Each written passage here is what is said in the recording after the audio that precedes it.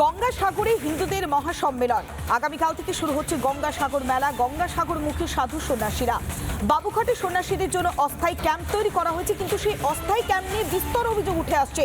ক্যাম্পে কোনো শৌচাগার নেই, পর্যাপ্ত দল নেই, প্রবল শীতে মাথা গোঁজার ছাউনিটুকু নেই।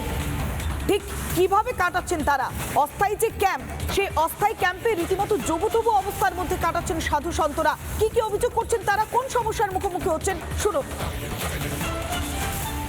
না, এখানে কোনো সুযোগ সুবিধা বলতে কিছুই নেই। যে যা দেখছেন এই ব্যাস, এর থেকে বেশি কোনো সুযোগ বললে বারবার বললে এ বলছে আমার কন্ট্যাক্ট নয়, ও বলছে আমার কন্ট্যাক্ট নয়। কোনো সুবিধা নাই এখানে খুব অত্যাচার হচ্ছে। আবার দেখছি যে এখানে জলের অসুবিধা, জল পাচ্ছেন না? জল পাচ্ছি না, বাথরুম যাচ্ছি, বাথরুম ঠিক নাই।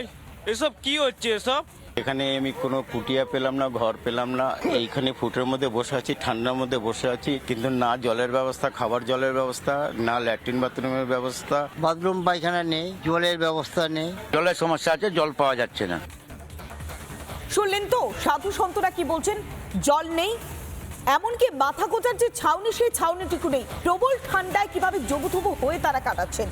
কিন্তু মমতা বন্দ্যোপাধ্যায় বারবার গালভরা কথা বলেন, গঙ্গাসাগরের জন্য এত করেছেন তত করেছেন, আর সাধু সন্তরা আসল ছবিটা তুলে ধরছেন। আর ঠিক তখনই মনে পড়ছে মহাকুম্ভর কথা। মনে আছে নিশ্চয়ই আপনাদের, কেননা বিধানসভাতে দাঁড়িয়ে মহাকুম্ভকে নিয়ে তিনি বলেছিলেন মৃত্যু কুম্ভ। আরো একবার মনে করে আপনাদের, শুনুন। আমি নাইবা বললাম, ওটা এখন মৃত্যু কুম্ভ হয়ে গেছে, মৃত্যু কূপের মতো। আমি মহাকুম্ভকে সম্মান করি, আমি শ্রদ্ধা জানাই, পবিত্র গঙ্গা মাকে আমি সম্মান করি। ভিআইপি স্নানের জায়গাটা আলাদা, আর সেই জলটা আপনারা দূষিত করেছেন, বিষাক্ত করেছেন। মহাকুম্ভের পবিত্র জায়গাটা সব জায়গায় হাইপ তুলে দিয়েছে। সে একবার হয়েছিল না, গণেশ দুধ খাচ্ছে, সব ওখানে স্নান করো, নাহলে পবিত্র হবে না। মৃতদেহের ওপর দিয়ে যারা এই হাইপ তুলছেন আর টাকা কামানোর জন্য ধর্মকে বিক্রি করছেন, তাদের আমি মন থেকে মেনে নিতে পারি না। শুনলেন তো মমতা বন্দ্যোপাধ্যায় বিধানসভায় দাঁড়িয়ে কি বলেছিলেন, ওটা মহাকুম্ভ নয়, মৃত্যু কুম্ভ। কেননা মহাকুম্ভে এত কাতারে কাতারে মানুষ এসেছিলেন গোটা দেশ থেকে এবং গোটা বিশ্ব থেকে। যখন সেখানে এতজন সাধু সন্তরা ভিড় করেছিলেন, সেখানে সামান্য একটি দুর্ঘটনাকে কেন্দ্র করে মমতা বন্দ্যোপাধ্যায় কি বললেন, রাজ্যের মুখ্যমন্ত্রীও সেটা মৃত্যুকুম্ভ। আর দেখুন এই রাজ্যের ছবি, বাবুঘাটের ছবিটা দেখুন, যেখানে সাধু সন্তরা ড্রাম নিয়ে বালতি নিয়ে ঘুরে বেড়াচ্ছে শুধুমাত্র পানীয় জলের জন্য। আর হেল্প ডেস্ক, সেটা তো আর নতুন করে বলার অপেক্ষা থাকছে না, ছবিই বলে দিচ্ছে, সেটা একেবারে ফাঁকা হয়ে পড়ে রয়েছে। সাহায্য করবার জন্য কেউ নেই, অর্থাৎ হেল্প রয়েছে, ডেস্ক রয়েছে, হেল্প করবার মতো কেউ নেই। তাহলে এই হেল্প ডেস্ক করবার মানেটা কি? তাহলে সাধু সন্তরা যারা দূর দূরান্ত থেকে এসেছেন, যারা অন্য রাজ্য থেকে এসেছেন, তারা তাহলে কাদের থেকে সাহায্য নেবেন? তাহলে মমতা বন্দ্যোপাধ্যায় সবই মিথ্যাচার, সবই মিথ্যে প্রতিশ্রুতি, বাস্তব ছবি অন্য কথা বলছে। আর মমতা বন্দ্যোপাধ্যায় মুখে এক কথা বলছেন আর কাজের ক্ষেত্রে অন্য কথা। বারবার তিনি কি বলছেন, গঙ্গা সাগরে যারা আসছেন তাদের জন্য বিশেষ ব্যবস্থা করা হচ্ছে, তাদের জন্য সব এক কথায় ঢালাও নাকি ব্যবস্থা করা রয়েছে। এটাই কি ব্যবস্থা করবার ছবি? দেখুন যে আকড়াগুলো তৈরি করা হয়েছে, যে অস্থায়ী টেন্টগুলো বানানো হয়েছে, সেখানে কোথাও ছাউনি নেই, কোনো জায়গায় পানীয় জলের ব্যবস্থাই নেই। মানুষজন, সাধু সন্তরা তারা ড্রাম নিয়ে বালতি নিয়ে ঘুরে বেড়াচ্ছে। এটাই হচ্ছে এই রাজ্যের ছবি, সেই রাজ্যের ছবি যে রাজ্যের মুখ্যমন্ত্রী মমতা বন্দ্যোপাধ্যায় মহাকুম্ভকে মৃত্যুকুম্ভ বলেছিলেন। ছবিটা দেখুন, ছবিটা দেখুন, যখন আমরা দেখতে পাচ্ছি যে একের পর এক ছাউনি নেই, অব্যবস্থার ছবি। কিন্তু মমতা বন্দ্যোপাধ্যায় তিনি গালভরা কথা বলেছেন যে সাগর সঙ্গমে গত সোমবার তিনি বলেছেন যে এই সাগর মেলার জন্য, গঙ্গাসাগর মেলার জন্য তিনি এলাহি আয়োজন করেছেন। শুনুন একবার মমতা বন্দ্যোপাধ্যায় ঠিক কি গালভরা কথাগুলো বলেছিলেন।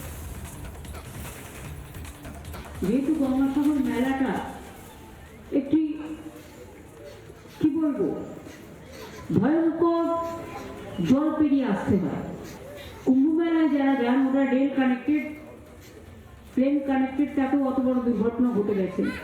আমরা তো সেটা চাই না, কিন্তু আমাদের দীর্ঘদিনের দাবি ছিল যে একটা গঙ্গাসাগর সেতু করে দেওয়া হোক, যাতে মানুষকে কষ্ট করে ওই একজন একজন করে নদী পার করে নিয়ে আসতে প্রশাসনের যে কি কষ্ট হয়, আর যারা দায়িত্বে থাকে তাদের সে মুখে বলা যাবে না।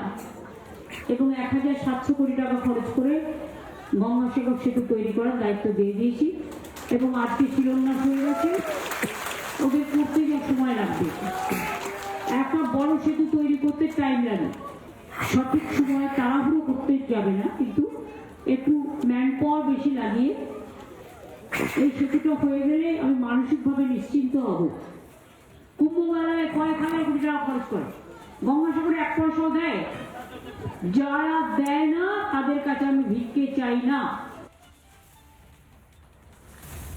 শুনলেন তো, মমতা বন্দ্যোপাধ্যায় 1700 কোটি টাকার বলছেন, কিন্তু মমতা বন্দ্যোপাধ্যায় যখন এই গালভরা প্রতিশ্রুতি দিচ্ছেন, বাস্তব ছবি অন্য কথা বলছে। আমাদের সঙ্গে টেলিফোনে রয়েছেন বেলডাঙ্গা ভারত সেবাশ্রম সংঘের প্রধান কার্তিক মহারাজ। যে ছবি আমরা দেখতে পাচ্ছি মহারাজ, বাবুঘাটে যেখানে সাধু সন্তরা থাকবেন সেখানে ছাউনি নেই, পানীয় জলের ব্যবস্থা নেই, শৌচাগারের ব্যবস্থা নেই। মমতা বন্দ্যোপাধ্যায় সোমবার কুম্ভর সঙ্গে তুলনা করেছিলেন, এর আগে মহাকুম্ভকে মৃত্যু কুম্ভ বলেছিলেন। মমতা বন্দ্যোপাধ্যায়ের মুখে কি এই কথাগুলো মানায়, যেখানে বাবুঘাটের এই অব্যবস্থার ছবি আমরা দেখাচ্ছি?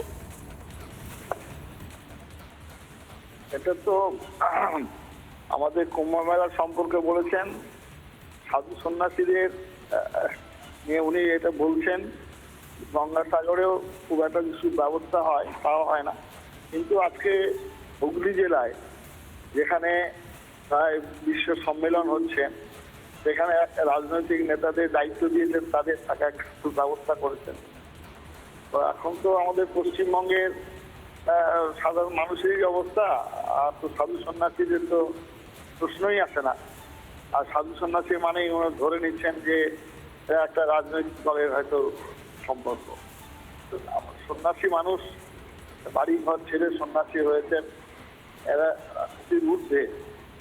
এই চিন্তা যতদিন পর্যন্ত না আসবেন আমাদের, আর আমাদের পশ্চিমবঙ্গবাসী, আমরা তো একজন মুখ্যমন্ত্রী, তিনি তো আমাদের সমস্ত পশ্চিমবঙ্গেরই দায়িত্ব, তার আন্ডারে আমরা তার রয়েছি। সুতরাং এখানে বিভাজন আনলে আমাদের পশ্চিমবঙ্গের বিভাজন নিয়ে এসে আমাদের মধ্যে ডিভাইডেড করছেন, এটা তো আরো পশ্চিমবঙ্গের পক্ষে ক্ষতিকারক। সন্ন্যাসীরা তো বিভিন্ন দেশ বিদেশ থেকে এসছেন, আর যদি বাংলার নয়, বিভিন্ন জায়গা থেকে এসছেন, এবং এই সন্ন্যাসীরাই বহরমপুরে কিছুটা অবস্থান করার পরে চলে যায় গঙ্গাসাগরে। তো গঙ্গাসাগরের সন্ন্যাসীরা তো সারা ভারতবর্ষ থেকে আসে। সুতরাং এটা তো বাংলার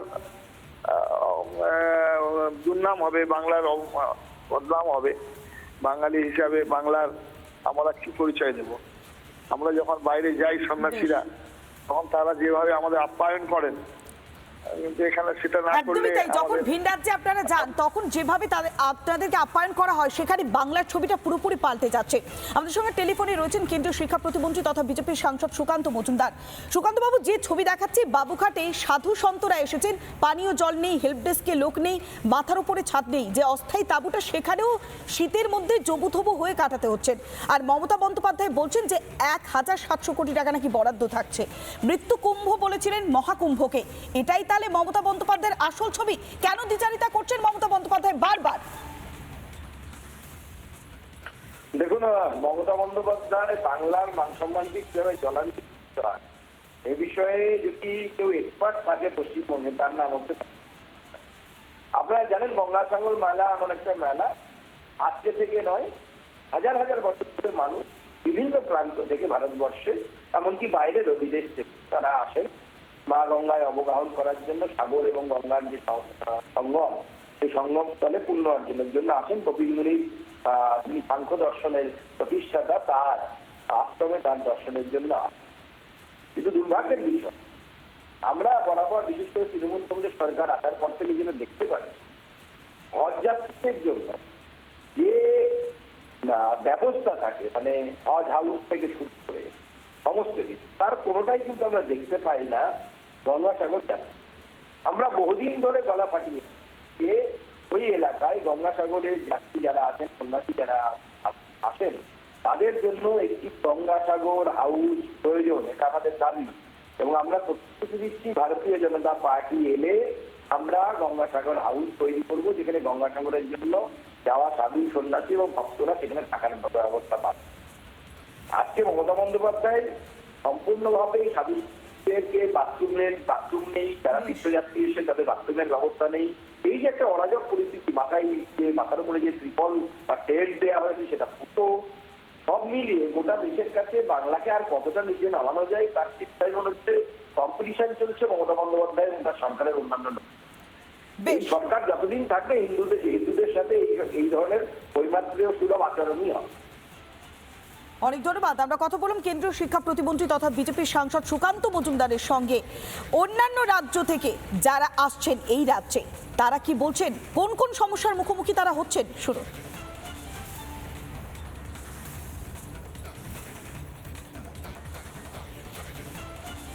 इधर व्यवस्था क्या है? कुछ भी नहीं है, जीरो व्यवस्था है। ना ही ड्रिंकिंग वाटर है, ना ही आप टॉयलेट जा सकते हैं, वॉशरूम जा सकते हैं, सारा का सारा बंद पड़ा है। कई सारे महिला भी आए हैं ना। हाँ, इतनी सारी लेडीज आई है, इतनी सारी, कोई भी ना लेडीज वॉशरूम यूज हो पा रहा है, बिल्कुल बंद पड़ा हुआ है, अभी भी अंडर मेंटेनेंस में है। एंड उसके बाद में ड्रिंकिंग वाटर भी अंडर मेंटेनेंस में है। यूपी में आप आइए, 20 दिन पहले से ही सारी चीजें ओके हो जाती हैं। हमारे यहाँ कुंभ मेला लगा था, आप आके देख लीजिए, 1 महीने पहले से ही सारी व्यवस्थाएं रेडी हो गई थी, चाहे वो लेडीज वॉशरूम हो, चाहे वो ड्रिंकिंग वाटर हो, ईच एंड एवरीथिंग। हमारे यूपी में कुंभ मेला में जो कि इतना बड़ा मेला लगता है, और ये भी मेला कोई बहुत बड़ा छोटा मेला नहीं है, माघी मेला बहुत बड़ा मेला है यहाँ के लिए, फिर भी व्यवस्थाओं के नाम पे जीरो है हमारे हिसाब से। तो मेरे यूपी के अकॉर्डिंगली यहाँ पे जीरो है। नहाने के लिए हम लोग को ढूंढना पड़ रहा है, कहाँ जाएंगे नहाने के लिए, अभी बताइए। पानी भी नहीं है, पीने के पानी बिल्कुल भी नहीं है, आप जाके देख। अब इधर देख रहे हैं कि इधर बोर्ड है ड्रिंकिंग वाटर का, वहाँ ड्रिंकिंग वाटर का बोर्ड लगा हुआ है, पर पानी आपको नहीं मिलेगा।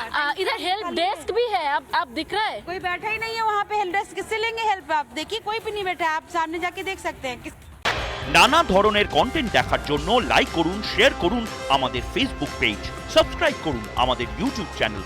পাশাপাশি অন্যান্য ব্রেকিং নিউজের জন্য অবশ্যই চোখ রাখুন রিপাবলিক বাংলায়।